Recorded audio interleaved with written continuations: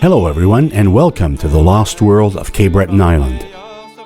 In parts 1 and 2 of our episode about the Acadian folk song La Complainte de Louisbourg, we covered how and where this traditional ballad was first recorded. We then analyzed its contents historically to see how it stood up against the events captured in its lyrics. In part 3 of our podcast about La Complainte de Louisbourg, we look at how this song might have found its way to the village of Chéticamp, Nova Scotia.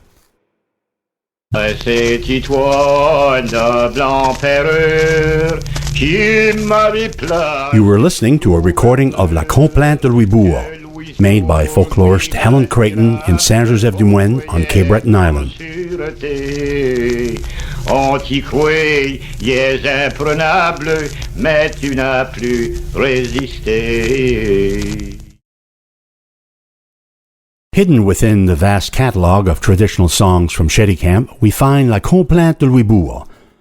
The song refers to the 1745 siege of Louisbourg from the standpoint of Governor Louis Dupont du Chambon.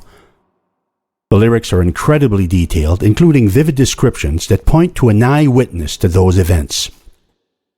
It even goes so far as to list the precise honours of war afforded to the French garrison in the final terms of surrender. Despite there being several Acadian communities on Cape Breton Island today, such as those on Île Madame, whose history actually does overlap with that of Louisbourg's, this lament seems to have originated solely with the Acadians from the region of Chéticamp. Il demande aux 20 hommes que cherchez-vous ici. Nous cherchons à nous battre, vive le jour. Il faut nous battre ici, vive la fleur de lys. Nous cherchons. Today, only a 3-hour drive separates the towns of Chéticamp and Louisbourg. When looking at a map of Cape Breton Island, one might make the assumption that their histories dovetailed nicely, that these places must be old familiar acquaintances. Interestingly enough, this is not the case. In a historical sense, these two settlements are practically strangers. For example, the language spoken in Chéticamp would have been somewhat different than what you would hear on the streets of Louisbourg. The Acadians of Chéticamp had their own dialect or patois, which would more than likely differ from the French spoken in Louisbourg. Also, the town of Chéticamp was founded in 1785. By this time, Louisbourg, as a French fortified town, had ceased to exist.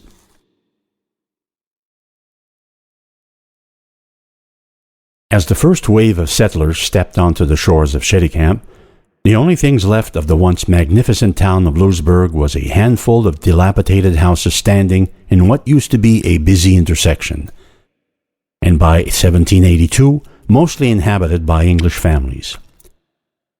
In the years leading up to the final disconnect between the Acadians and France, their relationship had grown stale. So although the answer to how this traditional song came to exist in Chéticamp seems simple enough, there is more to it than meets the eye. During the first half of the 18th century, the fault line between the colonial empires of Great Britain and France ran through Canada's maritime region, the modern-day provinces of Nova Scotia, New Brunswick, and Prince Edward Island. During those years, these borderlands existed in an almost continuous state of unrest, frequently erupting in skirmishes, raids, and clashes, regardless of whether or not the countries were at war. At the end of each officially declared war that involved the Maritimes, the French would lose another piece of their traditional colonial claims. France would officially cede mainland Nova Scotia to the British in 1713. This would be followed by the occupation of Ile Royale and Ile Saint-Jean in 1758. Then finally New France in its entirety in 1763. Chaos ensued in the wake of those receding borders, and the Acadians were caught in the middle. In the years following their expulsion at the hands of the British in 1755, some Acadians would attempt a return to the regions which their families had previously settled before the expulsion, while others decided to forge new realities. The area, now known as Chéticamp, on the northwest coast of Cape Breton Island, was founded in 1785 by those Acadians searching for a new beginning.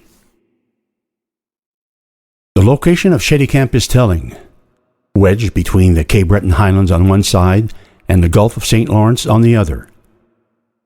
These were clearly a group of people who wanted to be left alone, far from any future potential fighting between France and England. It is hard to believe that Cape Breton Island had once been a battleground for the French and English during the 1740s and 1750s, and then an offshore battleground for the American, French, and British navies in the 1770s and 1780s. The location of their new settlement, Chéticamp, ensured that whatever changes might come upon Cape Breton Island in the future, these Acadians would not be affected. At least two direct links exist between the towns of Chéticamp and Louisbourg: Jeanne Dugas and Joseph Gaudet, some of the very first settlers to the Chéticamp area. Jeanne Dugas was born in Louisbourg on October 16, 1731, to an Acadian family originally from Grand Pré, Nova Scotia. Historian Anne-Marie Lane Jonah says the following about Jeanne's upbringing. Jeanne lived in the cosmopolitan port town of Louisbourg until she was about 10 to 12 years old. Her family moved back to mainland Nova Scotia, Acadia, possibly to avoid the coming strife as war approached in the mid-1740s. This move began what would be for Dugas a lifetime of peregrinations that took in the entire maritime region. Avoiding war, fleeing expulsion, being captured and imprisoned, resettling and then resettling again. The journey for Jeanne and her husband Pierre Bois ended more than 40 years later, in 1785, when they were among the first families to settle the Acadian village of Chéticamp in western Cape Breton. Her older brother, Joseph Dugas, experienced much of the same hardships throughout his life. Born in Grand Pré, Nova Scotia in 1714, he was an eyewitness to many of the pivotal moments in the history of the Maritimes. After living in Île Royale for almost 3 decades, he fled to Quebec after the final surrender of Louisbourg in 1758, was imprisoned in Halifax in 1761, settled in Saint-Pierre-et-Miquelon after his release, and then was finally deported to Saint-Malo, France in 1778, only to pass away within a few months of arriving. The lives of both Joseph and his sister Jeanne typify the reality of what life was like on the Acadian frontier in the 18th century. Joseph Dugas was an extremely active figure in Louisbourg's commercial life throughout his 3 decades in Île Royale. At age 15, he was the captain of a small merchant ship, and then along with his father, he supplied the garrison of Louisbourg with firewood. Historian Bernard Pautier, speaking about this contract, says, between 1730 and 1737, the annual income from this business averaged 5,567 livres, phenomenal earnings compared with a garrison captain's pay of only 1,080 livres. Industrious and capable, in May of 1745, with the New England troops already digging into the hills above Louisbourg Harbor, Governor du Chambon would task Dugas with the urgent mission of traveling to Nova Scotia and locating Paul Marat de la Malgue and his Canadian and Mi'kmaq troops in order for them to come to Louisbourg's assistance. Although it is unclear if Dugas was able to return to Louisbourg before its surrender on June 28, when he did eventually return, William Pepperell, Commander-in-Chief of the New England forces occupying Louisbourg, and Commodore Peter Warren used him in much the same capacity as did Governor du Chambon. Joseph Dugas' experiences afforded him a unique view of what was transpiring in Nova Scotia during the years leading up to the declaration of war between Great Britain and France. The 1752 census tells us that Joseph Dugas was finally reunited with his sister Jeanne and her husband Pierre Bois in Port-Toulouse, present-day St. Peter's, Nova Scotia, after Île Royale was returned to the French at the end of the war. Looking at Dugas' close involvement with the French and English governments in Louisbourg just before and directly after its capture, it is possible that Joseph Dugas could have been the eyewitness that inspired La Complainte de Louisbourg. The details of the siege of 1745 could have subsequently been shared with his sister Jeanne and her husband Pierre. In turn, they would have taken that information through their sojourns and finally to Chéticamp, where they made their final home in the 1780s.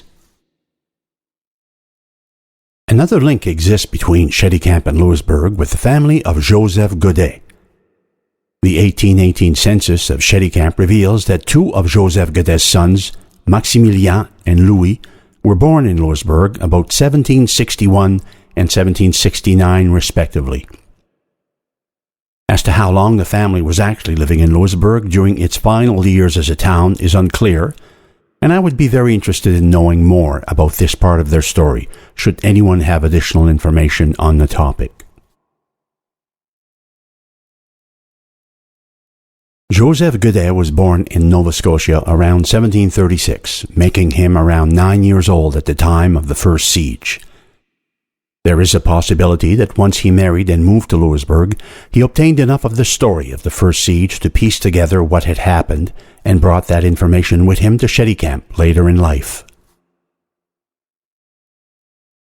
The story of how La Complainte de Louisbourg came to be is still somewhat unknown, but two very strong possibilities exist as to how the information contained in his verses arrived in the quiet, idyllic region of Chéticamp, Nova Scotia.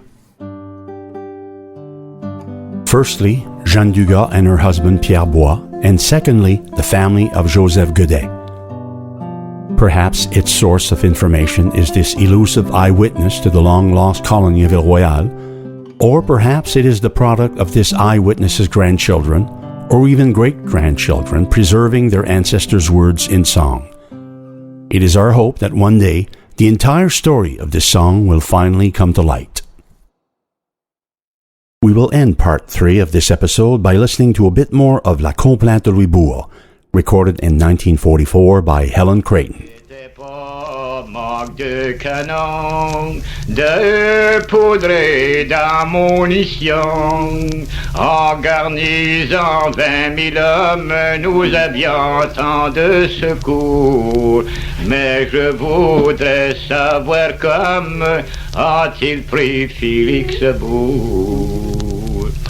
Les Anglais, soir et matin, animés par leur dauphin,